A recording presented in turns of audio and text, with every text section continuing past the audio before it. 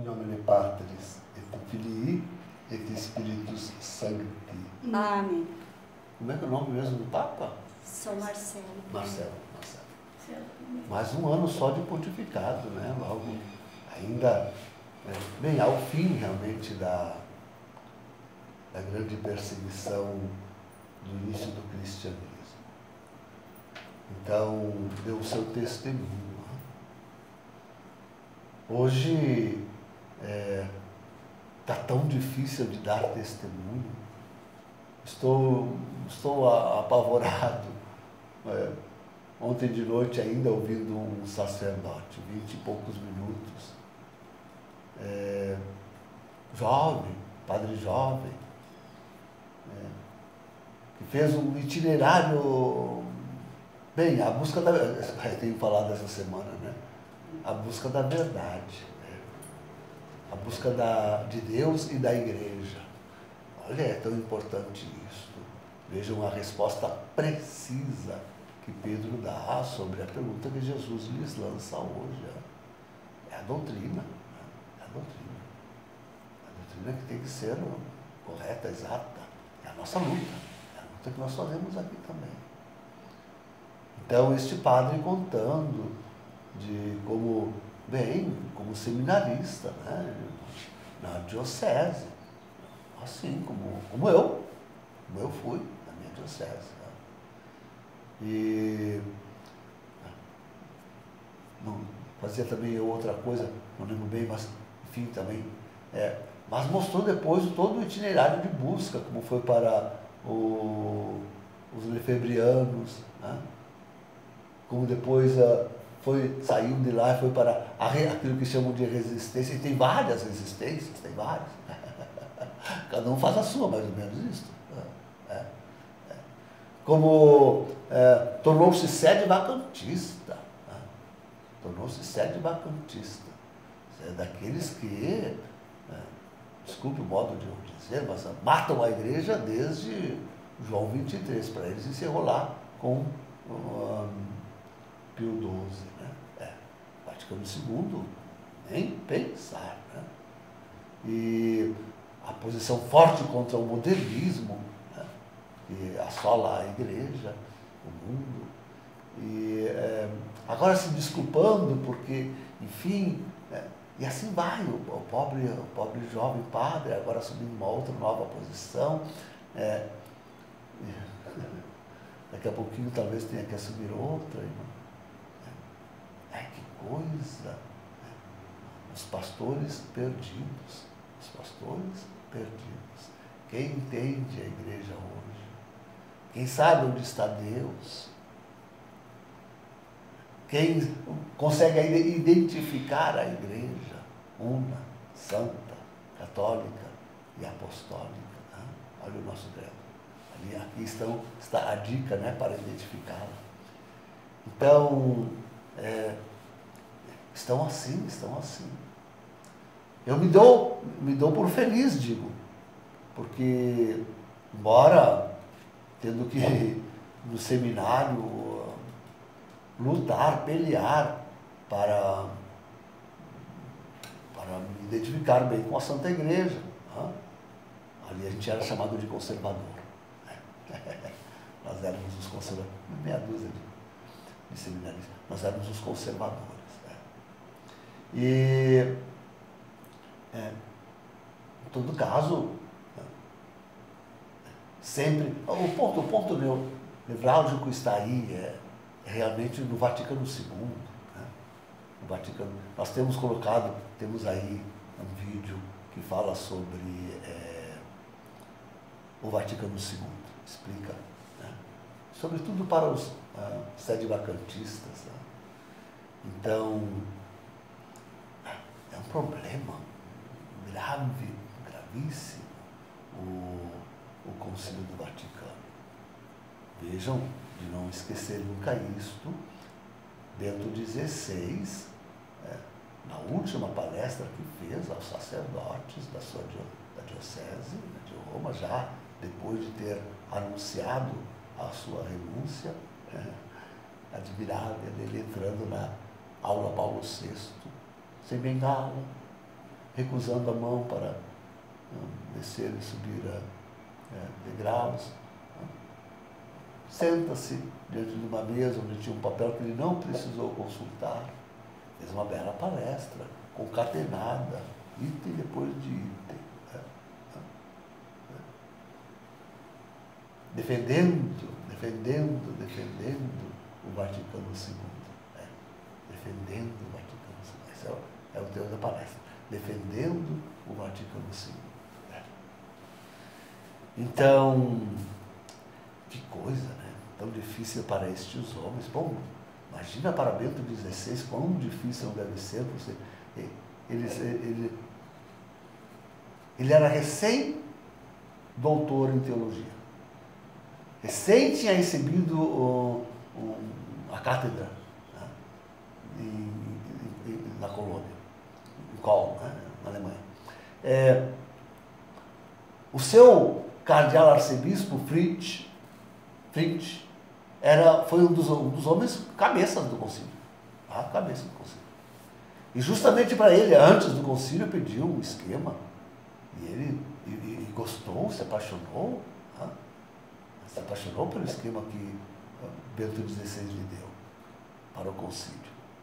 E, chamado por João XXIII, o cardeal Fritz, levou susto. Agora sim, ele leu o esquema e vai me mandar, vou sair dali sem a minha batina cardinalícia. E pelo contrário, João XXIII também tinha gostado, adorado o esquema. Isso. E ele foi, de fato, então, um dos testas, um dos cabeças de todo o concílio. E lá no meio de todos eles, seus peritos,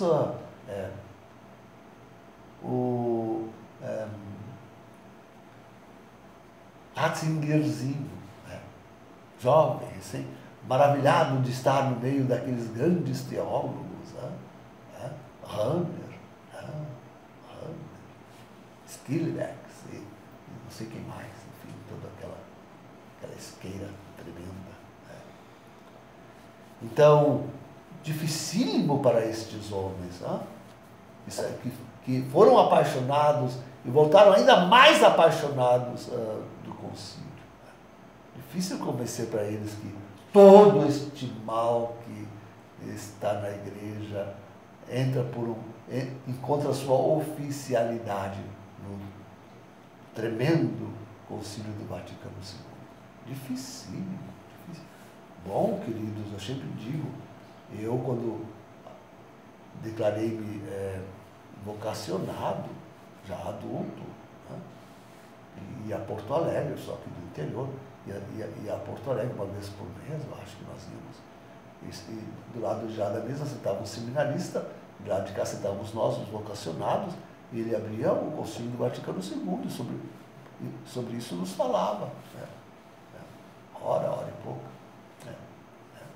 Assim, foi assim que eu entrei no seminário. Vaticano II, novela teologia, toda a minha teologia, novela teologia, e toda essa modernidade, tudo isso. Então, desse gravíssimo problema tem que se dizer uma coisa. O Vaticano II, duas coisas. Então. O Vaticano II não contém heresia formal. E a igreja permanece sendo a igreja católica. Não termina com Pio XII. Por mais que possam acusar alguma coisa da própria eleição de João XXIII, por mais que possam acusar deles ter filo, eu digo, reconheço, deles ter filo maçônico, e fale de Paulo VI, toda a sua humanidade, as humanidades, fale o que quiserem, do espírito do concílio, no qual ele, com o Bulin e todos esses amiguinhos dele, que eram todas as outras religiões, os amiguinhos de Paulo VI, todos eles reunidos à mesa para compor esta missa de Paulo VI Bulin. Essa missa tem que se dizer que ela é válida, por abominável que seja, ela é missa católica, válida. Então, por tudo isso, apesar de tudo isso que nós abominamos, aprendi a abominar isso tudo. Né? Não obstante, é preciso dizer essas duas coisas. O concílio e os papas pós-conciliares não cometem heresia formal.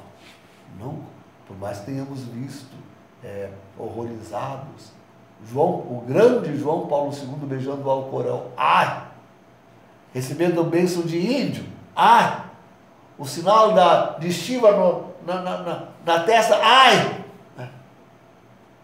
aberrações assim, abominações assim, que um Papa católico, um sumo pontífice da Santa Madre Igreja Católica Apostólica, tudo. E aí é que está, essa é a segunda coisa que dizemos do concílio. Primeiro, não há heresia formal. Segundo, é a porta escancarada para a entrada na igreja de todo esse modernismo, de toda esta abominação. As duas coisas. Pronto. Basta reconhecer que a igreja não foi destruída depois de Pio XII. Basta reconhecer. Não, a igreja continuou na grande tribulação, com uma grande... Tanto que o próprio Paulo VI fala na fumaça de Satanás, na autodestruição da igreja. Tudo isso vem dele, já de Paulo VI, o Papa do Concílio. Ele, afinal, é o Papa do Concílio. Nem é João XXIII, é ele o Papa do Concílio. Então, a igreja persistiu, firme, forte. E na sua doutrina, no seu louvor a Deus, permeado, meu Deus, quando penso na missa de Pio, na missa que hoje se celebra aí de Paulo VI Burguinho, permeada de tanta coisa, e nem precisamos falar em renovação carismática católica, né? Tem padres hoje celebrando em terreiro, tem terreiros inteiros que vão concelebrar com o padre na igreja, e as aberrações vão adiante, celebrando Halloween, com guampa e tudo na missa, bispos, padres, enfim, consagração válida, querendo fazer aquilo que a Santa Igreja faz, consagração válida. Podem até não crer naquilo que a igreja crê, isso é na transubstanciação, mas querendo fazer aquilo que a igreja faz, acontece a transubstanciação e a missa é válida. Ponto e basta. Então, é preciso confessar estas duas coisas. Primeiro, que o Vaticano II e com ele, os papas, depois do Vaticano, e a sua liturgia, a sua doutrina, o magistério da igreja, enfim, não contém heresia formal. Primeira afirmação. Segunda afirmação, sim, se escancarou com o Vaticano II, depois de Pio XII, se escancarou a igreja para a entrada da modernidade. Concílio Vaticano II e papas pós-conciliares. Tentou fazer um tipo de trava nisto, alguma coisa, João Paulo II e Bento XVI, mas, como digo, a mentalidade não lhes permitiu muito sucesso. Era a grande tribulação, tínhamos que entrar nela, tínhamos que viver ela. Outra coisa completamente distinta é o que acontece depois da renúncia de Bento XVI. Agora sim, podemos dizer que estamos em sede vacante, que a eleição de Bergoglio não é válida, que ele está em heresia formal, que há uma destruição efetiva do papado e da Igreja Católica. Em toda a parte, que absolutamente não se pode rezar unacum Francisco e seus bispos.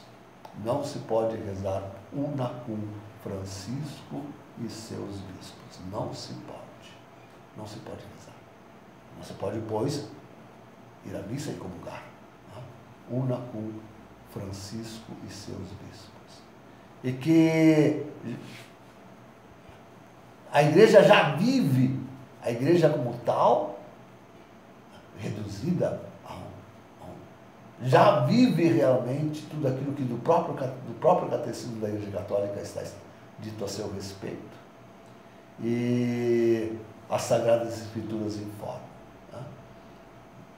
O Vaticano tornou-se a prostituta de Apocalipse 17, 18 e 19, e sobre o Vaticano rege a segunda besta apocalíptica, capítulo 13, 11 seguintes, o falso profeta. Pronto, agora sim, é isto. É isto que tem que se dizer. Mas que os padres ouçam e se orientem. Nós vamos continuar sendo Igreja Católica, conservando a doutrina da Igreja, o seu magistério, até Bento XVI. Vamos continuar sendo Igreja Católica, Apostólica e até Romana, como eu explico de vez em quando, e até Romana, porque conservamos a doutrina de Roma até Bento XVI. E aceitamos todos os seus percalços e condenações, aceitamos a missa de Paulo VI Bonini, vez que a consagração acontece e é válida. Queremos que ao menos os sacerdotes, tomando consciência disto, purifiquem de todas estas modernidades que é possível, porque algumas não é possível. Ela é moderna, ela tem aquela mentalidade do Vaticano. Então, assim como o próprio Código de Direito Canônico tem. Então, claro que chamaríamos e damos preferência a todos os sacerdotes, sabemos das dificuldades, inclusive do latim, mas de celebrarem a missa de Pio V, como nós celebramos. Nunca unacum Francisco e quaisquer bispos que rezem unacum ele. Nunca unacum Francisco e com quaisquer bispos que celebrem missa unacum com ele, com Francisco. Não. Isso não. Mas tudo isso dentro dessa mentalidade, queridos, escatológica, de quem realmente reconhece que isso tudo é um sinal do fim dos tempos, do fim do mundo, que nosso Senhor Jesus está voltando em glória e majestade, está voltando em glória e majestade, e que para isto é preciso essa atitude concreta que nós queremos tomar, de formar estas comunidades escatológicas que vivam em refúgio e ali preserve-se da nova ordem mundial e da contra-igreja, na espera do Senhor que retorna. É isso. O padre queira ter uma boa orientação, me ouça e atenda, façam, assim como eu estou fazendo. Assim. Esta é a orientação limpa, clara. Você está andando de um lado para o outro. O padre ontem se pedindo desculpa porque tinha orientado os fiéis numa linha e agora tem que orientar. Fica um campo, cada passo, um vento de doutrina fica mudando. Coisa triste. Sigamos firmes com a Igreja Católica. Firmes com a Igreja Católica. Reconhecendo-a, apesar do grande ataque modernista que ela sofre. Em nome do Pai, do Filho e do Espírito Santo. Amém.